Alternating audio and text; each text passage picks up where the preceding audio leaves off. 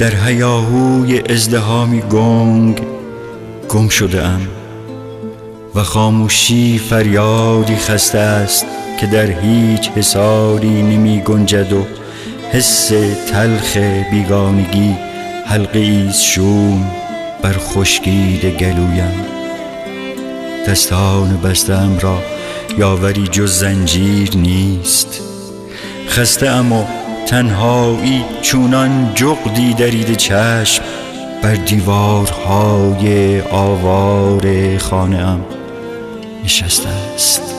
خسته ام و تنهایی چونان جغدی دریده چشم بر دیوارهای آوار خانه ام نشسته است. سرنوشت: ستاره ها از سقف آویزان، من خیالم به تماشای ماه نو می رود پرسه زنان.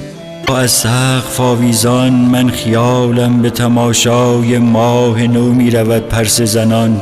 آیت به دست بادش می دهد، پیچیده در خود ستارگان راهش می نمایند و خیال دریغ خاموش کویرش در پیش. آیا سرنوشت با اشارت نوشت کدامین راه را باید سوی گرفت، یا نه در انتهای شب باید آمده را سوگی دیگر گزید؟ آه، خیال زبای اقیانوس را می گرید.